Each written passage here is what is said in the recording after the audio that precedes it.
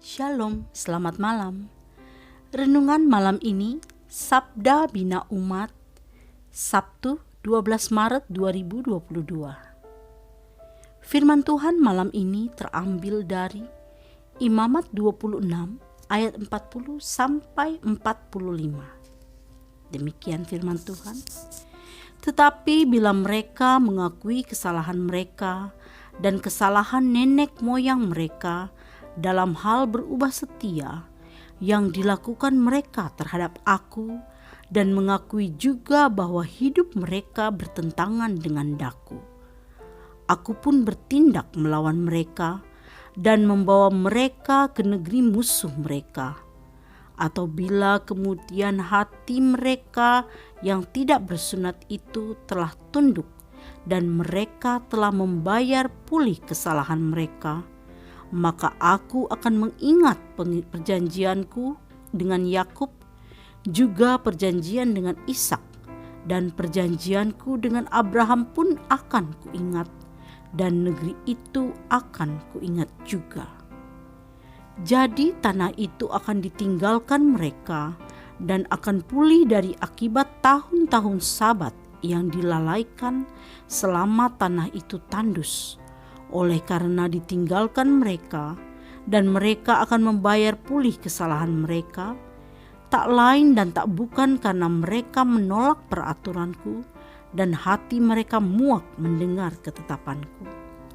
Namun demikian, apabila mereka ada di negeri musuh mereka, aku tidak akan menolak mereka dan tidak akan muak melihat mereka, sehingga aku membinasakan mereka dan membatalkan perjanjianku dengan mereka, sebab akulah Tuhan Allah mereka. Untuk keselamatan mereka, aku akan mengingat perjanjian dengan orang-orang dahulu yang kubawa keluar dari tanah Mesir di depan mata bangsa-bangsa lain, supaya aku menjadi Allah mereka. Akulah Tuhan. Demikianlah firman Tuhan. Renungan malam ini bertema Allah ingat perjanjiannya. Umat Tuhan mengalami hukuman kutuk karena ketidaksetiaan pada ketetapan-ketetapannya. Tujuan hukuman Tuhan bukan membinasakan, tapi menyadarkan mereka untuk tiba pada pertobatan. Karena umat selalu mengeraskan hati, maka hukuman diberikan secara bertingkat sesuai bobot pelanggaran mereka. Di sini Allah menanti dengan sabar penyesalan mereka.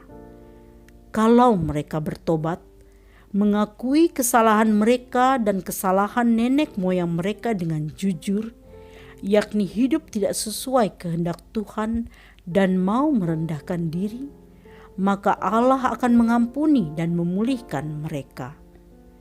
Pengampunannya diberikan berdasarkan kasih setianya yang tidak pernah berubah. Allah dalam kasih setianya tidak pernah mengingkari dan membatalkan perjanjian dengan umatnya. Umat sendirilah yang mengkhianati perjanjian itu. Dalam kasihnya, Allah pun memulihkan tanah pertanian mereka. Hidup kita sebagai anak-anak Tuhan tidak ubahnya dengan Israel. Kita tidak taat pada ketetapannya, tidak berjalan sesuai kehendaknya.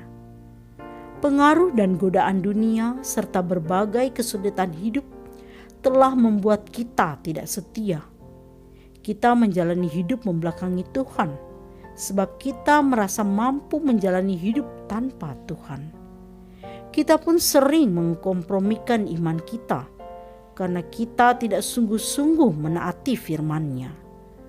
Dalam segala kegagalan kita, panggilan Tuhan untuk bertobat kita abaikan. Kita cenderung mengeraskan hati pada panggilan Tuhan untuk menaati firman-Nya. Namun, Allah setia dan menyayangi kita. Karena itu, ketika kita datang padanya dengan merendahkan diri, mengakui segala kesalahan dan dosa kita, Allah mengampuni kita. Kristus telah menanggung kutuk dosa yang seharusnya ditimpakan pada kita. Ia menanggung kutuk yang seharusnya ditimpakan kepada kita melalui pengorbanannya di salib.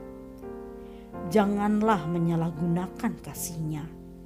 Hiduplah setia menaati ketetapannya, karena itulah kehendak Allah, supaya kita berbahagia dan diberkati. Doa malam ini, Tuhan Yesus, ampunilah kami atas kegagalan kami, terimalah kami dalam kasih anugerah-Mu. Amin. Demikianlah renungan malam ini. Selamat beristirahat. Tuhan Yesus memberkati.